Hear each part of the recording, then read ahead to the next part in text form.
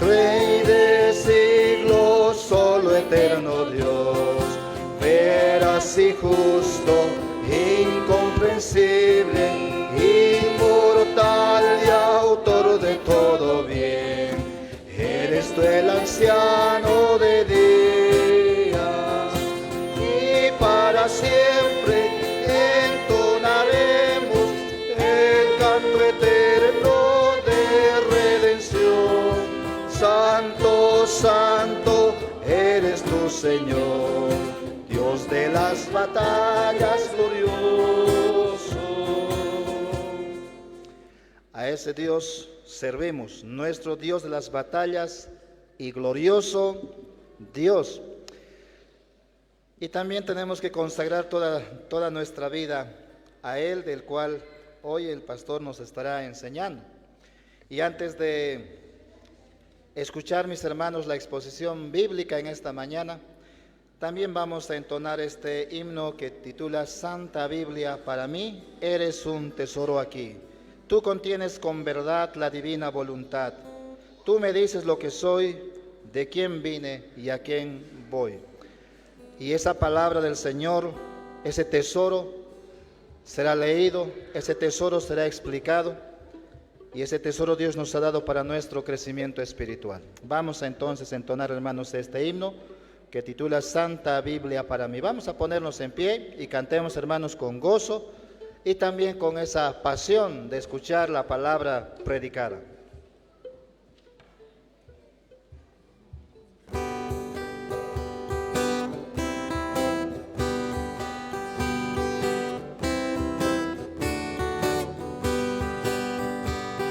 Santa Biblia para mí, eres un tesoro aquí. Tú contienes con verdad la divina voluntad. Tú me dices lo que soy, de quién vine, a quién voy. Tú reprendes mi duda, tú me exhortas sin cesar. Eres faro que a mi pie va guiando por la fe a las fuentes del amor del bendito Salvador. Eres infalible voz del Espíritu de Dios, que vigor al alma da cuando en aflicción está. Tú me enseñas a triunfar de la muerte y el pecado. Por tu santa letra sé que con Cristo reinaré. Yo que tan indigno soy, por tu luz al cielo voy. Santa Biblia para mí, eres un tesoro aquí. Hermanos, tomen asiento, vamos a escuchar la palabra del Señor predicada.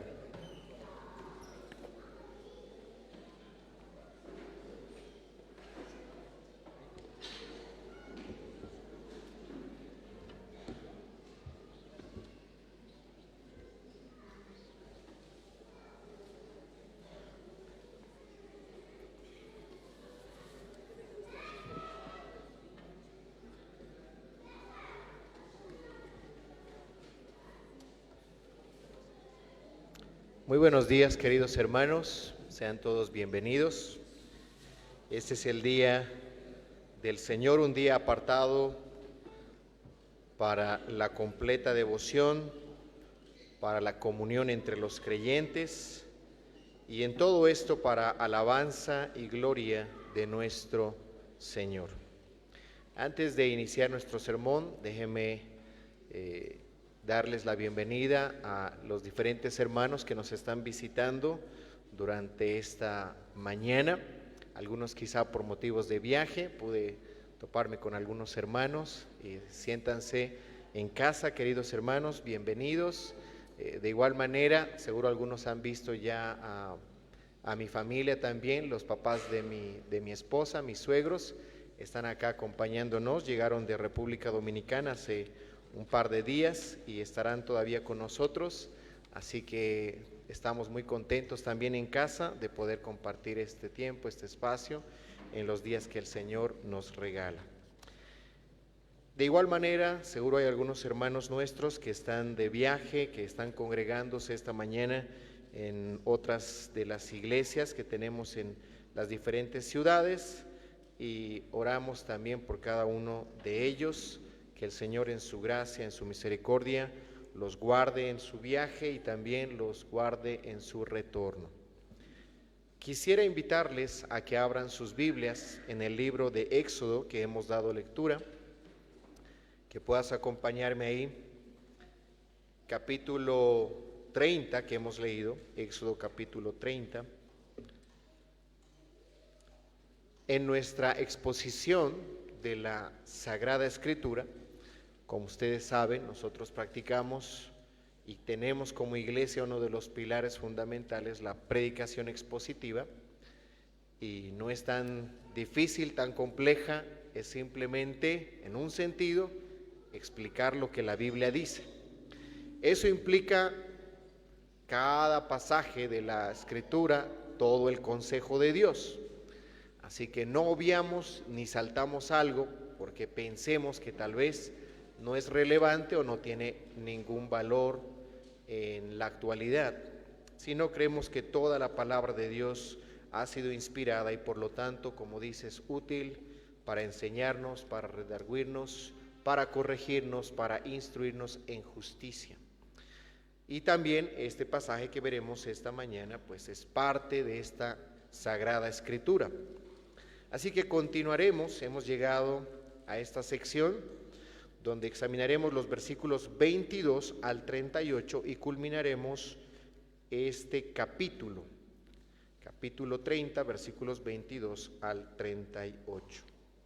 Ya hemos dado lectura todo el capítulo, pero me gustaría leer algunos versículos que nos van a preparar nuestra mente para escuchar su palabra.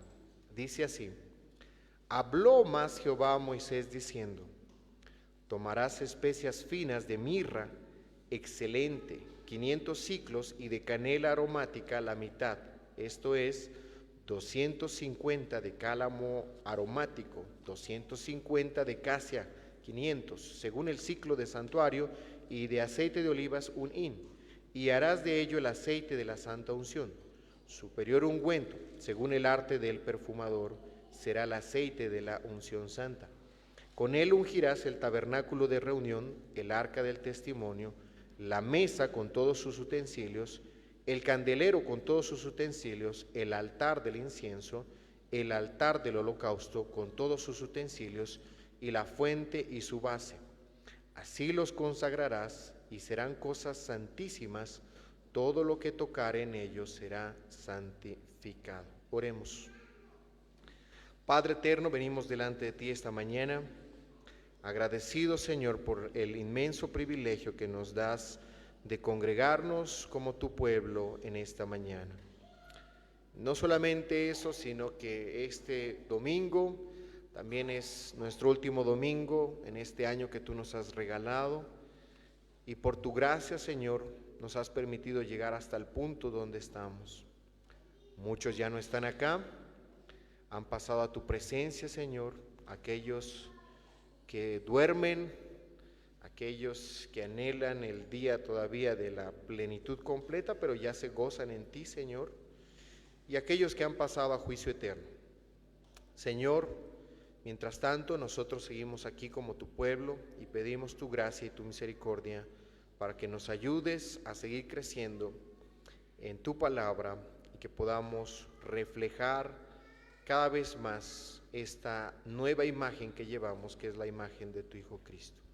Bendice, Señor, este tiempo que tenemos, que cada uno de nosotros esté concentrado en tu palabra, que juntos podamos trabajar a través del texto y tu Espíritu Santo vaya abriendo nuestro entendimiento y aplicando las verdades que aprenderemos en esta oportunidad. Bendícenos, Señor, en el nombre de Jesús. Amén.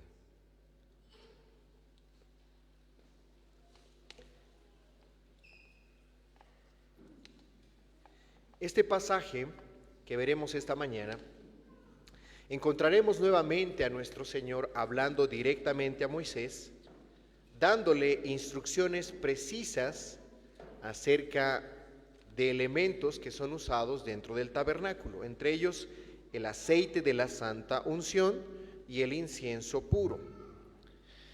Al mismo tiempo veremos cómo Dios establece límites sagrados que deben rodear todo aquello que Él ha designado para ser santo para Él, separado, apartado. Estos versículos nos enseñarán que lo que Dios consagra deja de pertenecer al ámbito común y pasa a vivir bajo una realidad completamente distinta. Ya hemos ido examinando un poco este concepto de lo que significa santificar o consagrar. Y nuestro pasaje nuevamente lo vuelve a resaltar, así que iremos explorando también otra vez estos conceptos desde este capítulo. Pero antes de entrar de lleno en el texto, es útil para nosotros que miremos brevemente otro episodio de la historia de Israel que nos puede ser de mucha ayuda para entender el corazón de nuestro texto. Este acontecimiento ocurrió muchos años después de donde nos situamos, y en este acontecimiento se nos relata un tiempo donde Israel se encontraba sin el arca del testimonio, y será útil para nuestra comprensión porque nos hará sentir el peso y la seriedad de la verdad que aprenderemos en esta mañana.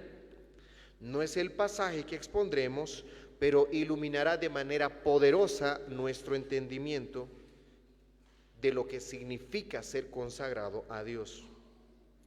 En los días del rey David, el arca del pacto, el objeto más sagrado del pueblo de Israel, había pasado un largo periodo fuera del centro de la vida nacional.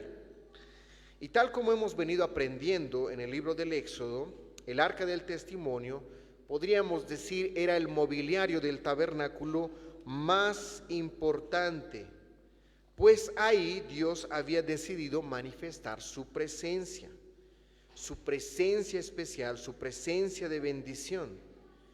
Desde el propiciatorio, que era la tapa, la cubierta del arca del testimonio, Dios se manifestaba y hablaba allí al pueblo. Por supuesto, a través de los canales que él mismo puso, como son los sacerdotes o el sumo sacerdote, más particularmente hablando. Entonces el rey David, deseando honrar a Dios y establecer a Jerusalén como ciudad del reino, decidió trasladar, ahora que encontraron el arca, hasta Jerusalén. Esto se encuentra registrado en el segundo libro de Samuel, en el capítulo 6. Este traslado, como se imaginarán, fue acompañado por una gran multitud, con música, cantos, instrumentos, y el relato enfatiza un ambiente de celebración y de entusiasmo espiritual. De manera muy literal lo dice 2 Samuel 6:5. Había todo un regocijo en el pueblo. Hasta ahí todo nos parece muy bien, pero había un problema serio. El arca no estaba siendo transportada conforme a las instrucciones que Dios había dado en su palabra, en su ley. Desde los días de Moisés, Dios había ordenado claramente cuál era la forma en que el arca del testimonio sería transportada. Sería llevada por los levitas, solo por los levitas, y sería llevada sobre sus hombros, usando las varas que ustedes pueden recordar que se insertaban en los anillos que tenía el arca. Por lo tanto, nadie podía tocarla directamente. Referencias tenemos ahí en Números capítulo 4, verso 15 y Deuteronomio 10:8, por si alguien está anotando. A pesar de ello, el arca fue colocada sobre un carro nuevo y en una especie de imitación a las prácticas comunes entre otras naciones, se dejó de lado a los levitas y no lo llevaron en sus hombros. Y dentro de ese contexto ocurre una escena.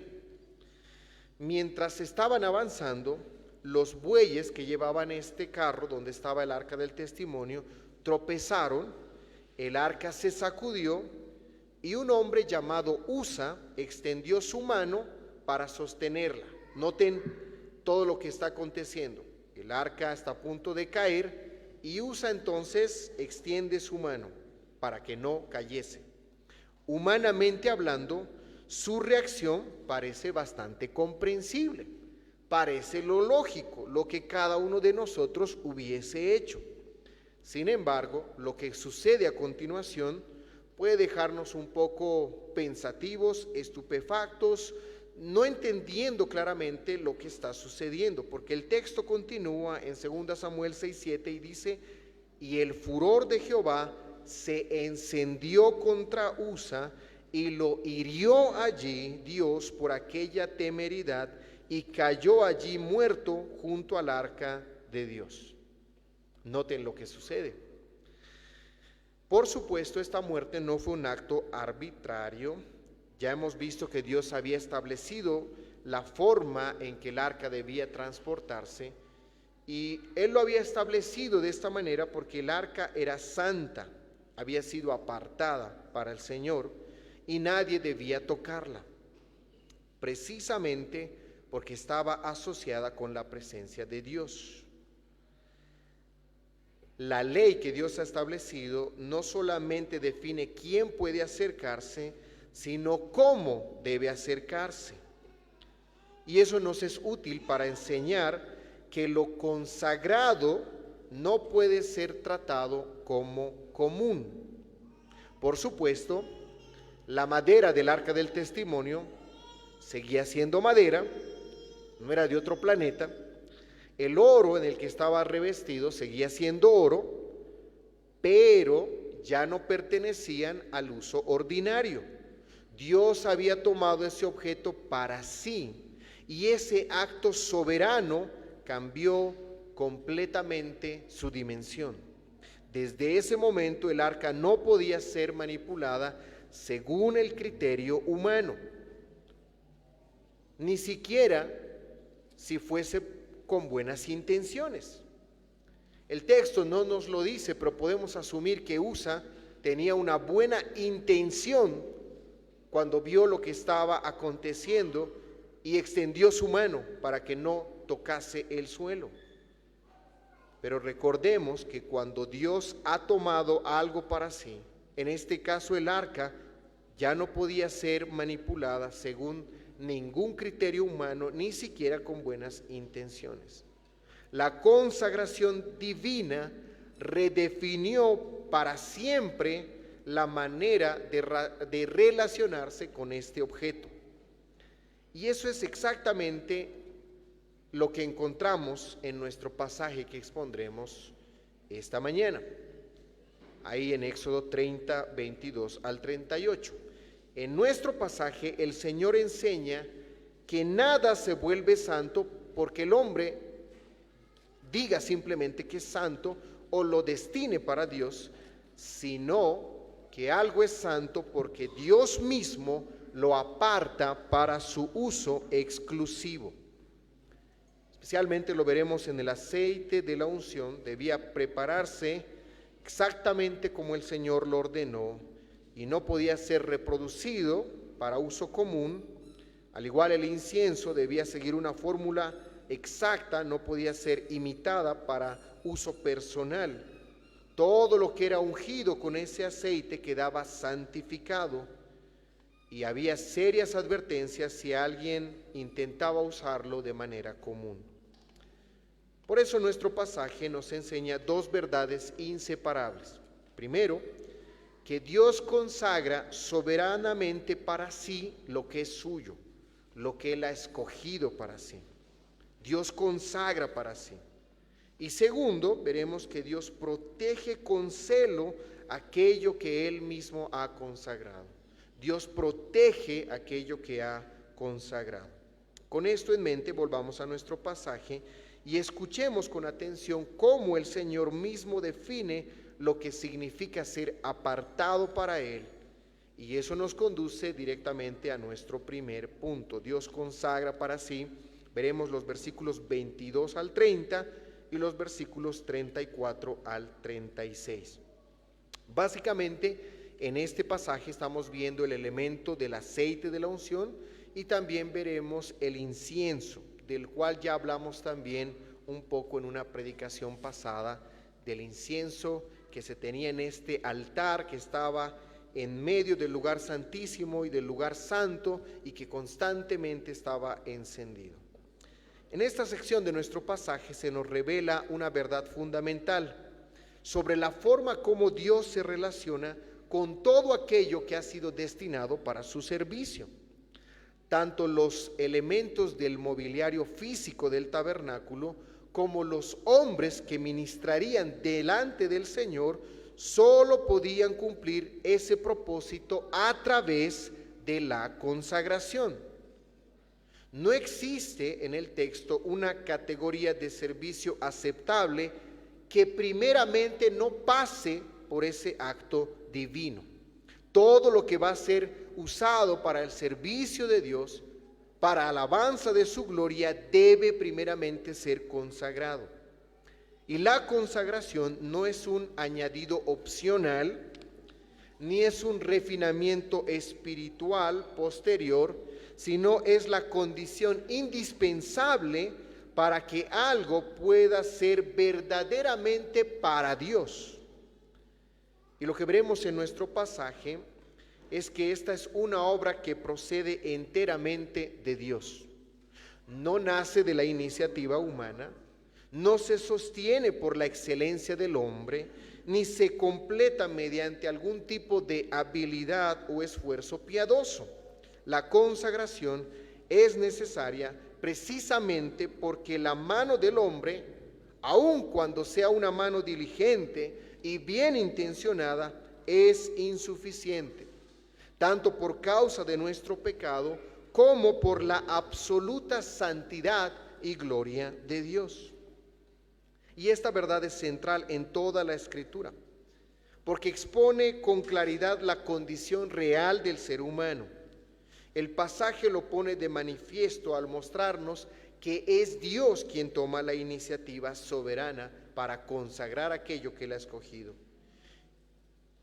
El hombre, dejado a sí mismo, no percibe con claridad su verdadera condición espiritual. Nos lo dice el Nuevo Testamento en el libro de Romanos, nos lo dice el Antiguo Testamento en el libro de Jeremías: engañoso es el corazón más que todas las cosas y perverso, ¿quién lo conocerá?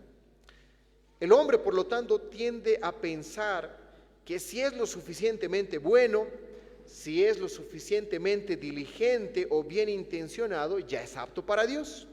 Y así es como viven muchas personas, no solamente aquellos que están fuera del contexto de la iglesia, que muchos de ellos tienen una visión donde es a través de los méritos, pero tristemente muchas veces, incluso como creyentes, llegamos a pensar de esa forma. El texto, sin embargo, nos confronta con una realidad completamente distinta. Somos insuficientes, aún lo mejor de nosotros, y necesitamos ser consagrados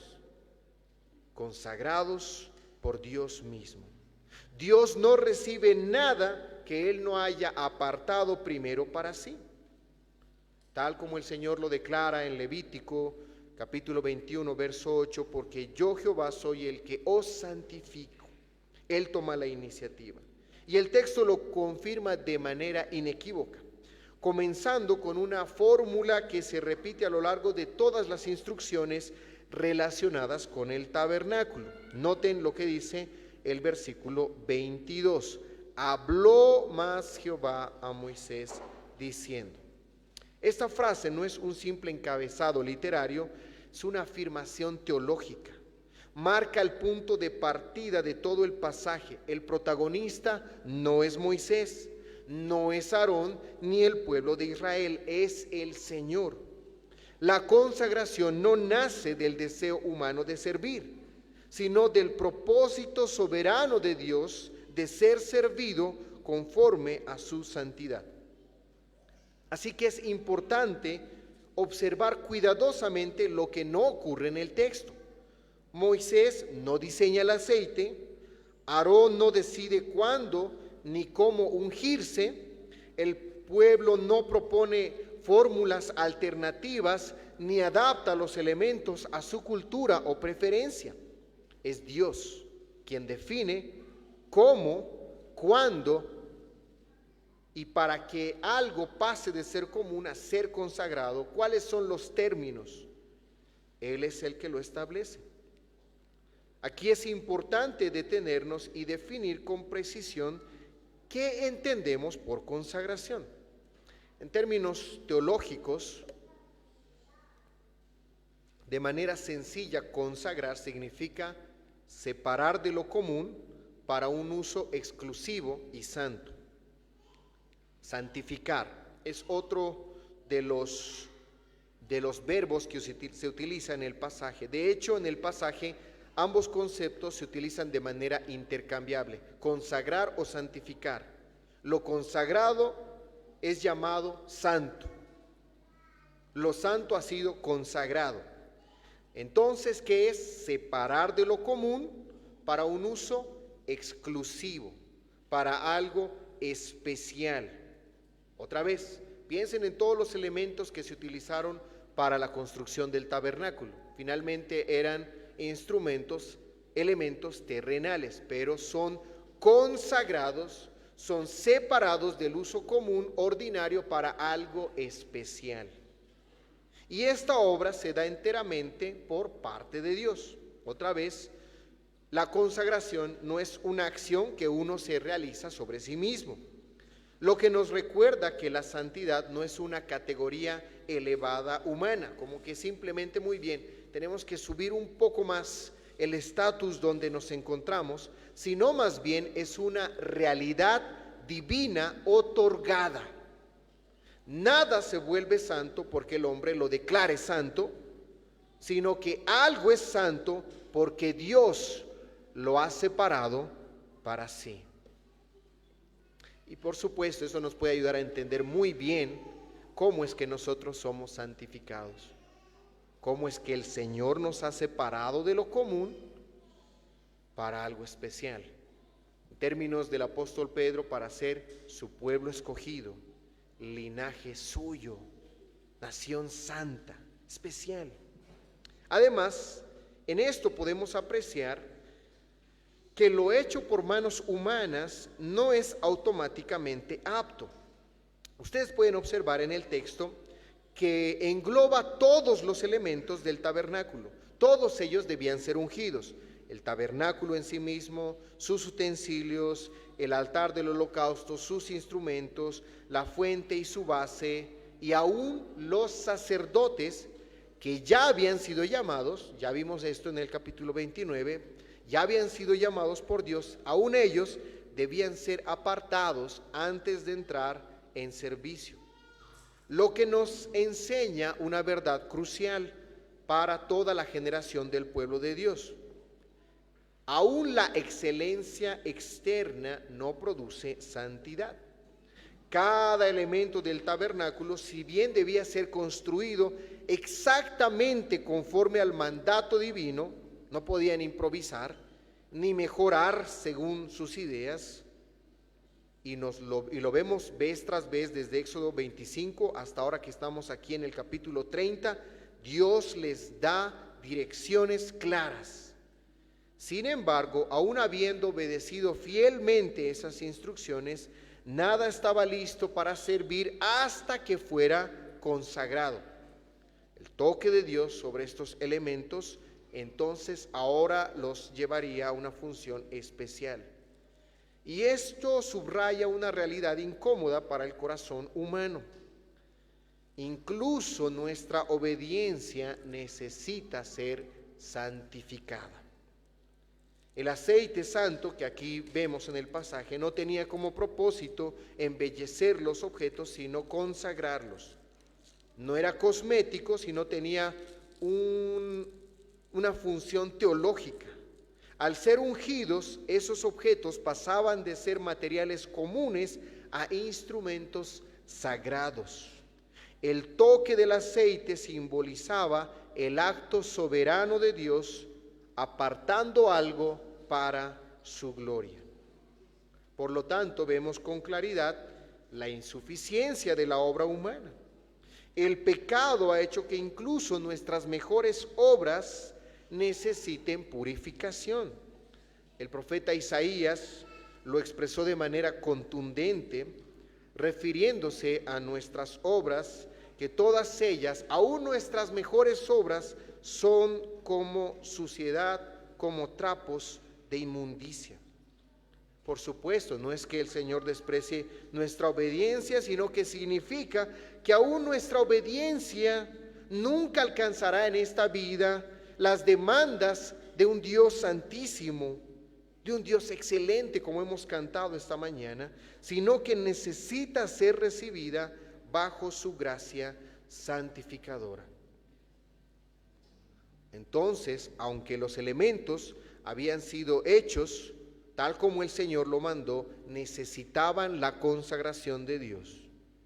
Y esta consagración abarcaba todo, como vimos, todos los elementos, nada quedaba fuera. Todo el tabernáculo y sus mobiliarios, todos los utensilios y finalmente todas las personas que ministrarían delante del Señor. El versículo 29 lo deja bastante claro. Así los consagrarás y serán cosas santísimas. Todo lo que tocare en ellos será santificado. Y este elemento respecto al alcance de la consagración es un principio que no puede quedarse en el plano teórico ni reducido a una realidad histórica. Exige ser escuchado con temor y obediencia para nosotros en nuestras propias vidas. El texto nos obliga a examinarnos porque revela con claridad que Dios no consagra de manera parcial ni de manera fragmentada. No es una consagración a medias. Dios no consagra algunos elementos del tabernáculo, sino que lo consagra todo. Tampoco nosotros entonces debemos pensar que Dios quiere consagrar solo parte de nosotros. El propósito del Señor es consagrar todas nuestras vidas, no solo nuestro servicio, y entonces dejar nuestra vida privada intacta. La lógica del texto es contundente. Cuando Dios aparta algo para sí, lo reclama todo. La consagración divina no admite compartimentos, ni reservas ocultas, ni áreas intocables. Aquello que pertenece a Dios debe reflejar santidad de manera integral. Por eso es una obra divina. No podemos hacer eso en nosotros ni por nosotros mismos. Y esta realidad del pasaje nos confronta con una pregunta inevitable, ya para todos aquellos incluso que son creyentes y para los que no también. ¿Estamos intentando servir a un Dios santo con áreas en nuestra vida que permanecen sin consagrar?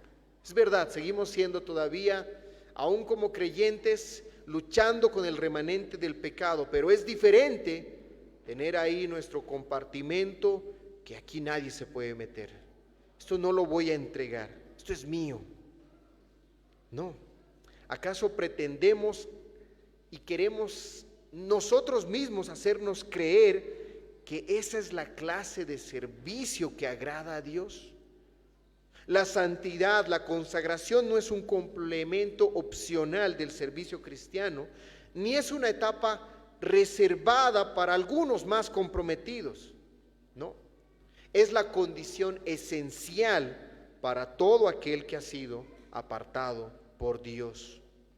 La aplicación es muy sencilla y directa. No podemos pretender servir a un Dios santo con áreas no consagradas de nuestra vida.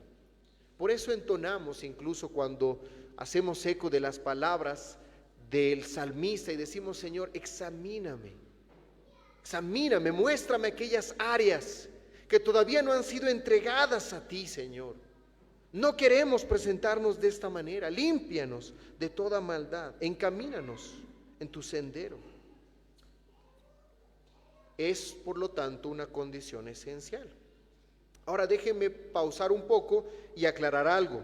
Al hablar de consagración o santificación, como estamos viendo la similitud en el uso de los términos en nuestro pasaje, es importante comprender que la Escritura nos muestra que Dios la opera en nosotros de dos maneras complementarias.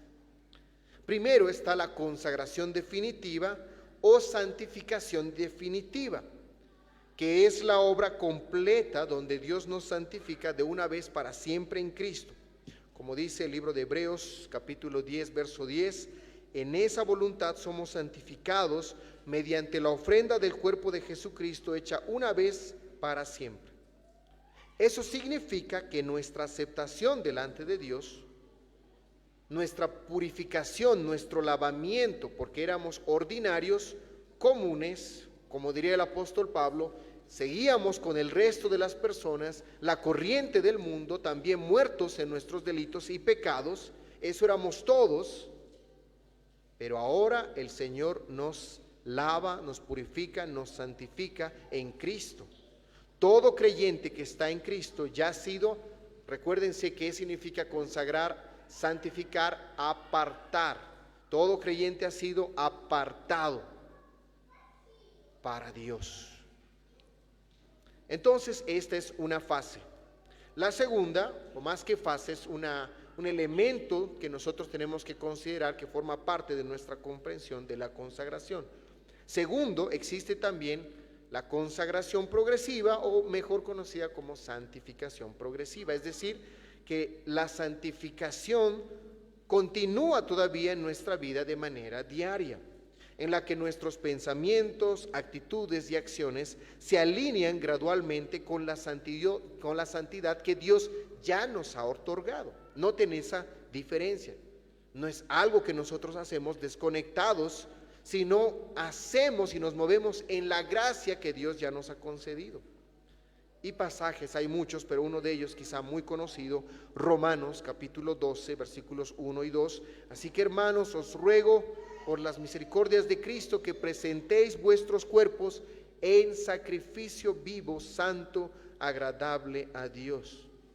Lo que implica vivir día a día bajo la gracia de Dios, dejando que su Espíritu nos transforme, cambie nuestras actitudes, decisiones y acciones. Y por lo tanto nuestro servicio y nuestra adoración ahora reflejan la santidad que ya hemos recibido en Cristo, manifestándose de manera práctica en todo lo que hacemos.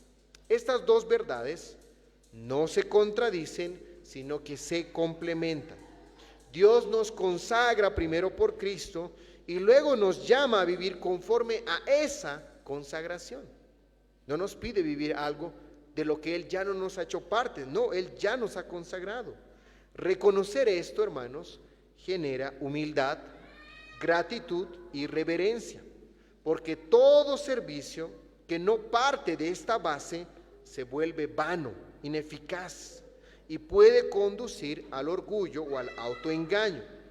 Hoy, al servir en la iglesia, al ministrar, al enseñar o al adorar, debemos preguntarnos: ¿estoy viviendo desde la consagración que Dios ya me ha dado en Cristo? ¿Estoy permitiendo que mi vida progresivamente refleje esa santidad? No se trata de ser perfectos por esfuerzo humano, sino de dejar que la obra de Dios en nosotros transforme nuestra vida y nuestro servicio. Cada acto de adoración, cada tarea ministerial, cada actitud diaria debe surgir desde la consagración divina y no desde la autosuficiencia o el simple esfuerzo. Así que otra vez esto produce en nosotros humildad, porque entendemos que nada de lo que hacemos tiene valor sin la obra de Dios previamente. Y a la vez nos llama a la responsabilidad, porque nuestra vida y nuestro servicio deben mostrar que ya hemos sido apartados para el Señor. Y al igual que Él es santo, ahora Él está cada vez más, progresivamente también, edificando un pueblo santo. Vemos también en el incienso, que aparece en los versículos 34 al 36, al igual que en el aceite de la unción, si ustedes han prestado atención, que Dios es bastante específico en la forma como Él regula y establece su preparación. Y la pregunta surge naturalmente: ¿por qué tanta medida, tanto ingrediente, tanto detalle? Tenía que ser la medida justa. La respuesta, otra vez, nos tiene para nosotros una gran enseñanza. La precisión que Dios establece nos muestra que Dios es quien determina los términos de acceso a su presencia. Cada medida exacta nos recuerda que la santidad de Dios no admite improvisación. La meticulosidad que subraya el texto sobre la adoración verdadera nos muestra que no parte de la simple espontaneidad de los hombres, sino de la verdad que Dios ha revelado. Como declara el Señor en Deuteronomio, en el capítulo 12, el versículo 32, cuidaréis de hacer todo lo que yo os mando, no añadiréis a ello ni de ello quitaréis. Dios no solo consagra objetos y personas, sino que también vemos en el texto que Él define la forma exacta de la adoración. El incienso tiene ingredientes definidos por Dios. Requiere una preparación específica, al igual que los ingredientes para el aceite, están bien definidos. No bastaba que oliera bien, no bastaba con que fuera agradable para el sentido humano, debía ser conforme a la palabra de Dios. Y esto nos vuelve a recordar algo que hemos venido observando en toda esta sección de la construcción del tabernáculo, que la adoración no se rige por el gusto del adorador. Venimos aquí no para complacernos a nosotros mismos. No pensamos qué es lo que le va a agradar a los hombres, qué es lo que va a ser más atractivo, qué podría llenar más fácilmente nuestra iglesia. No, sino que buscamos adorar a Dios, aún en nuestra debilidad, pero según lo que Él ha establecido, acorde con su palabra. Hasta aquí entonces hemos visto una verdad gloriosa y solemne. Dios consagra soberanamente lo que ha de servirle. Pero el texto no se detiene allí. El mismo Dios que consagra también protege celosamente aquello que ha apartado para sí. Y eso nos conduce directamente a nuestro segundo punto. Dios protege lo que consagró. Nota qué es lo que dice los versículos 31 al 33. Y hablarás a los hijos de Israel diciendo: este será mi aceite de la santa unción por vuestras generaciones. Sobre carne de hombre no será derramado, ni haréis otro semejante conforme a su composición. Santo es, recuerden, ha sido apartado, y por santo lo tendréis vosotros. Y ahí viene la advertencia, la protección de parte de Dios. Cualquiera que compusiere ungüento semejante y que pusiere de él sobre extraños será cortado de entre su pueblo. Y se vuelve a repetir en los versículos 37 y 38 la misma advertencia: como este incienso que harás, no os haréis otro según su composición, te será cosa sagrada para Jehová. Cualquiera que hiciere otro como este para olerlo, será cortado de entre su pueblo. Después de mostrar cómo Dios consagra aquello que es para su servicio, el texto avanza un paso más y nos enseña algo igualmente crucial. Dios no solamente establece la santidad, sino que también la protege celosamente. Lo que Él ha apartado para sí no puede ser tratado como algo común, ni utilizado según la conveniencia humana, ni mezclado con fines ordinarios. La santidad no es solo una condición inicial, por eso hablamos de la santificación progresiva. Es una realidad que debe guardarse a la luz de lo que Dios ya ha establecido. Y en este pasaje vemos con claridad cómo Dios mismo establece límites estrictos para preservar aquello que le pertenece. ¿Y cómo lo vemos? Lo vemos en la prohibición que Dios da de imitar lo que Él ha declarado santo. El versículo 32 y el 37 dice: no os haréis otro semejante, no os haréis otro semejante. Dios prohíbe explícitamente la imitación tanto del aceite de la unción como del incienso sagrado.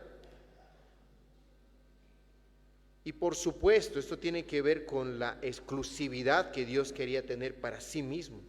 Estos elementos no podían replicarse, no podían ajustarse, no podían reproducirse para otros usos, ni servir como sustitutos de otras cosas. Su uso estaba prohibido fuera del propósito divino. Copiar lo santo para otros fines es, en el fondo, apropiarse indebidamente de algo que le pertenece a la gloria de Dios. Ahora, el punto ¿cuál era? Era que este era un elemento especial de Dios, que quería grabarlo bien en la mente, en el corazón del pueblo de Israel, que no debía usarse para fines comunes. La idea no solamente era prohibir la imitación, sino también, como lo establece el texto, que sea usado de manera indebida. El versículo 32 dice que este aceite no debía ponerse sobre carne de hombre, ¿no? Y por supuesto, un versículo anterior dice que debía ser puesto sobre Aarón y sus hijos. ¿A qué se refiere cuando dice puesto sobre carne de hombre? Lo que está diciendo no debe ser puesto sobre cualquier otro hombre, no debe ser puesto como algo común, fuera de los hombres que Dios ha designado, como si fuese cualquier cosa. No. De igual manera, el incienso no podía usarse, dice, para ustedes mismos, como un aroma que alguien quisiera tener en su casa. Sí, me gustaría también que aquí huela como está oliendo allá el tabernáculo. No. Y eso es clave. El pecado no consistía únicamente en copiar la fórmula, sino en trivializar lo santo, en usarlo para nuestra propia conveniencia, para nuestro beneficio personal, privado o cotidiano. Dios deja claro que lo que fue apartado para su gloria no puede convertirse en herramienta para nuestra conveniencia. Y aquí el pasaje nos confronta con peligros muy reales. Algunos de ellos son instrumentalizar lo espiritual, utilizarlo para nuestros fines, usar lo santo como medio para fines personales, o convertir la adoración y el servicio a Dios en algo funcional, o como hemos venido diciendo, algo pragmático o utilitario. Ante esto, la advertencia es bastante clara. 2 veces el texto repite la misma advertencia solemne. ¿Qué es lo que iba a pasar con tal persona? Dice: será cortado de entre su pueblo. Y otra vez, no pensemos que este es un castigo exagerado, al igual como vimos al inicio en la vida de Usa. Alguien diría: pero si lo hizo con buena intención, más bien evitó que se cayera el arca. ¿Y por qué fue ejecutado? Ahora, si alguien tal vez ahí mezclaba algo y le salía la composición, entonces también iba a ser cortado. No, otra vez podemos caer en ese error, y al hacer eso estamos minimizando la santidad de Dios. Estamos pensando que en realidad no es tan grave, pero puedes darte cuenta que delante de la presencia de Dios Él es tan santo, como dice la palabra, santo, santo, santo, que no puede ver lo malo, lo impuro delante de sus ojos, y por eso todo lo que va a estar delante de la presencia de Dios tiene que ser consagrado. Y esa idea te va a ayudar muy bien para entender la forma y por qué fuimos salvados y cómo fuimos salvados.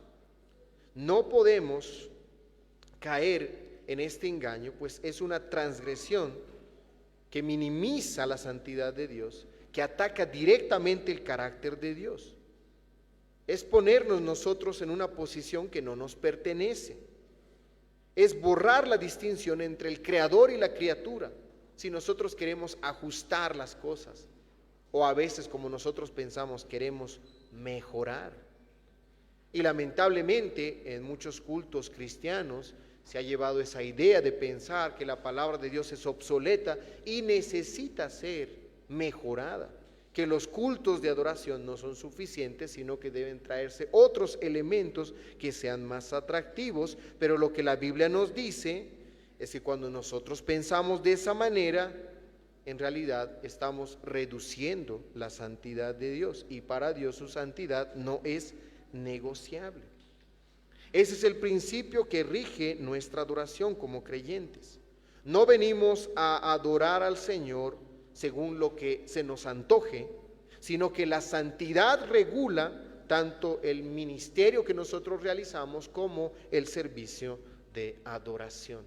No tenemos que inventarnos nada, simplemente seguir lo que Dios ya ha establecido. Y el pasaje nos confronta con esa tentación constante que tenemos como pueblo de Dios.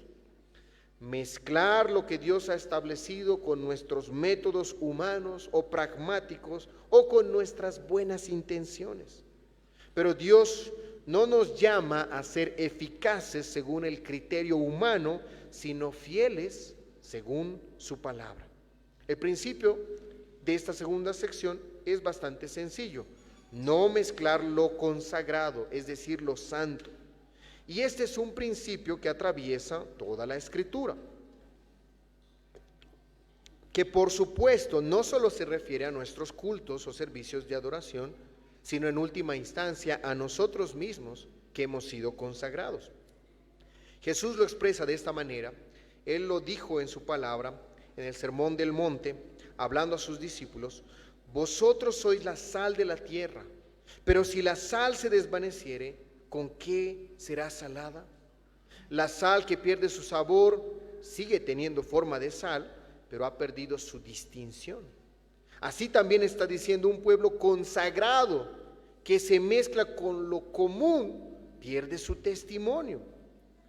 Y ya hemos visto cómo lo establece el apóstol Pablo, reconociendo ahora la realidad en la que nosotros vivimos como creyentes. Somos un linaje escogido, real sacerdocio, nación santa, pueblo adquirido por Dios. Todo eso somos, ¿por qué? Porque Dios nos ha consagrado para sí. Ser consagrados, como ya hemos visto, significa que ya no pertenecemos al ámbito de lo común. Hemos sido trasladados a una nueva realidad por la gracia de Dios. Olvidar eso es comenzar a mezclar lo santo. Y también nos sucede cuando tratamos el culto como algo ligero o casual, cuando usamos la gracia como licencia para descuidar nuestra santidad, cuando ponemos a Cristo como complemento y no como el centro de nuestras vidas. Es decir, queremos el Evangelio, pero no, también se requiere nuestro mérito, nuestro esfuerzo humano, nuestra autosuficiencia. No, no es así. No hay otra forma, no hay otro camino, no hay otro nombre dado a los hombres, como dice su palabra, en quien podamos ser salvos, sino Jesucristo. Caemos en la mezcla cuando adaptamos la adoración solo para agradar a los hombres. Así que es importante volver a recordar estos principios continuamente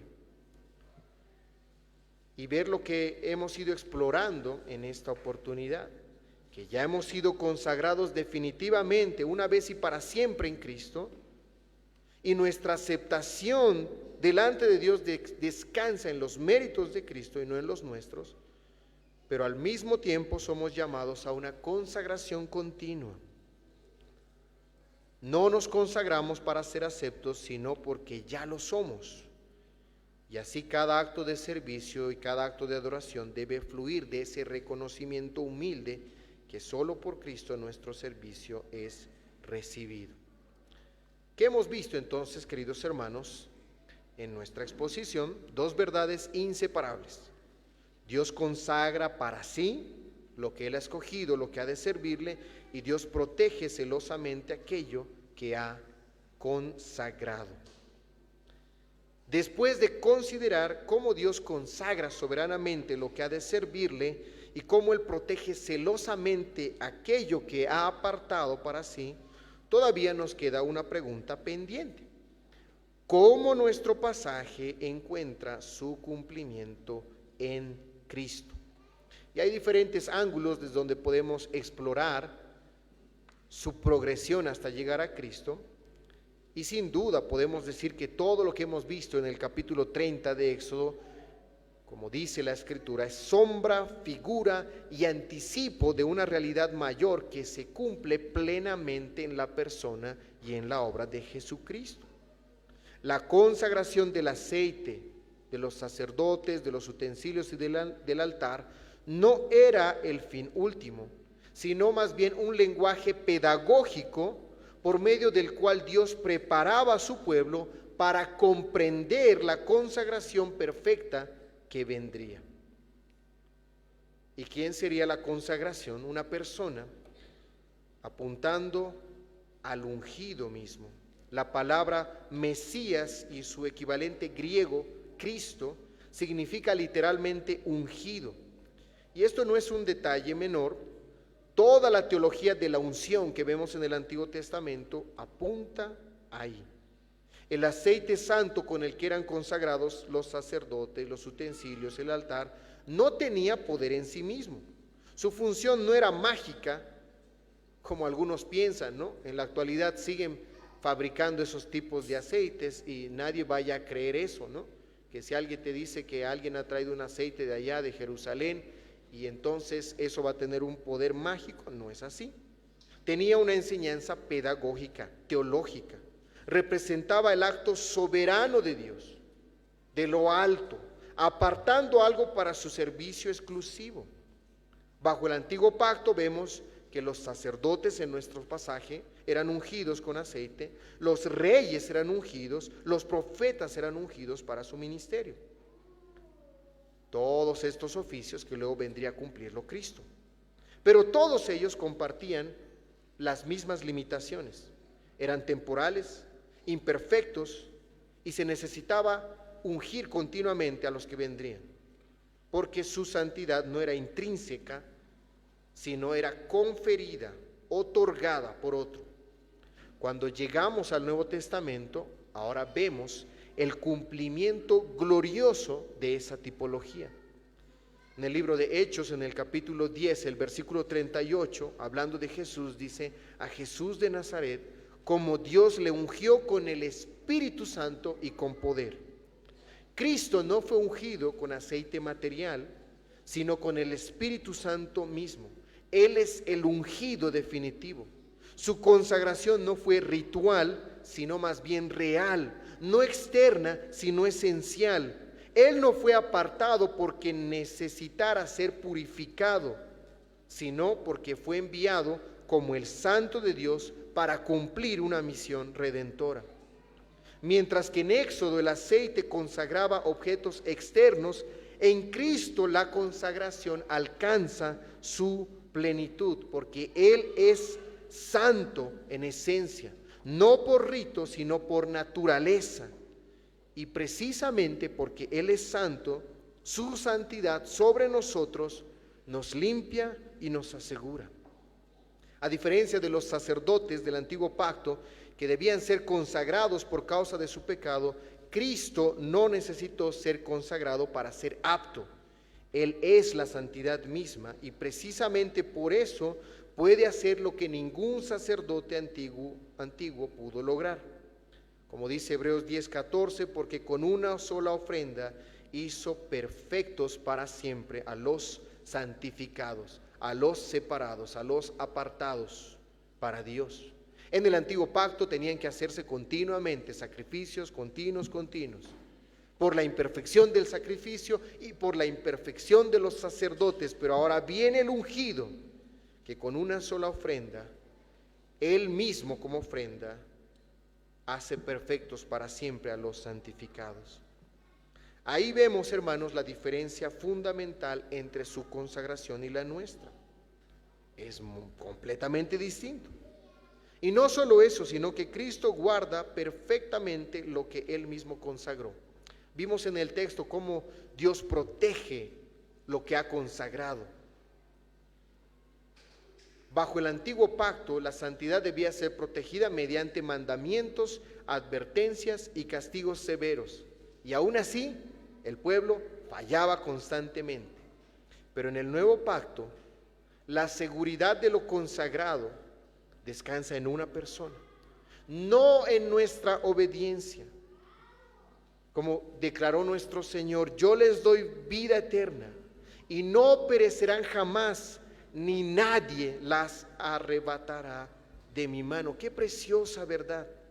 Él no solo nos consagra, sino que Él también nos protege y nos preserva. Esa es nuestra esperanza y nuestra garantía, porque reconocemos nuestras limitaciones. La santidad ya no depende de nuestra capacidad para no mezclar lo santo con lo profano, como vemos en el antiguo pacto, sino más bien de la fidelidad de Cristo para guardarnos hasta el fin. Lo cual, por supuesto, no elimina el llamado a la santidad progresiva, al contrario, lo coloca sobre un fundamento firme. No vivimos consagrados para mantenernos unidos a Cristo, y entonces vamos a perder a Cristo si nos salimos. No, vivimos consagrados porque ya estamos unidos a Él. Y eso cambia totalmente nuestra manera, nuestro corazón, nuestro anhelo de servir al Señor. Éxodo 30 nos enseña estas verdades solemnes y necesarias. Nada sirve a Dios sin ser consagrado, y lo que Dios consagra no debe ser tratado como común. Y esto se cumple en el Evangelio en su plenitud, porque Cristo es la consagración que nos faltaba, Él es el acceso que no teníamos y la protección que nosotros no podíamos asegurar por nosotros mismos. Por eso hoy servimos, adoramos y vivimos, no confiando en la obra de nuestras manos, sino descansando plenamente en aquel que fue perfectamente consagrado por Dios, para que nosotros pudiéramos ser aceptos delante de Él. Dice en el libro de Apocalipsis: al que nos amó y nos lavó de nuestros pecados, se lavar, otra vez purificar, santificar. A Él sea la gloria e imperio por los siglos de los siglos. Amén. Y queridos hermanos, no es casualidad, nada es casualidad, que el Señor nos haya traído a este pasaje justamente en el último domingo del año. Al cerrar un año solemos hacer balances, lo que logramos, lo que fallamos, lo que quedó pendiente, pero Éxodo 30 nos dirige a una pregunta más profunda que cualquier evaluación humana. Y hablo para los creyentes. ¿Hemos vivido este año como algo consagrado al Señor o como algo común? ¿Cómo ha sido tu vida? Este pasaje nos recuerda que el tiempo le pertenece a Dios, que el año que termina no fue nuestro, fue un tiempo consagrado para Él. Ha sido sin duda sostenido por su gracia y hemos sido guardados por Cristo. Y el año que se aproxima tampoco será un año neutral o común. Si Dios nos concede vida, debe ser otro año apartado para su gloria. Por eso, al terminar este año, no descansamos en nuestro desempeño espiritual, porque nuestra consagración definitiva está en Cristo. Pero tampoco cerramos el año con ligereza, como si la santidad fuera opcional. Más bien queremos cerrar el año con gratitud humilde, diciendo: Señor, si algo fue santo en nuestra vida este año, lo fue porque tú lo consagraste. Si algo fue guardado y fue de testimonio para aquellos que nos rodean, fue porque tú lo preservaste en Cristo. Y entonces es acepto para ti, porque tú mismo lo has consagrado.